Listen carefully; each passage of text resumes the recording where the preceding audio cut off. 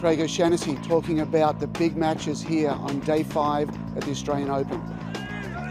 Dudi Sela now takes on Rafael Nadal, and on the surface it's going to be a very tough matchup for Dudi. But Rafa really struggled with his health in the last round, winning 7-5 in the 5th against Tim Smyczek, and we don't really know how Rafa's feeling. Dudi's 5'9", weighs 144, runs around the back of the court, you know, like a greyhound, and he's going to make a ton of balls. So if Nadal is still feeling the effects of that illness, Sela is going to make him hit so many balls, and you know that illness could be something that plays a big factor here.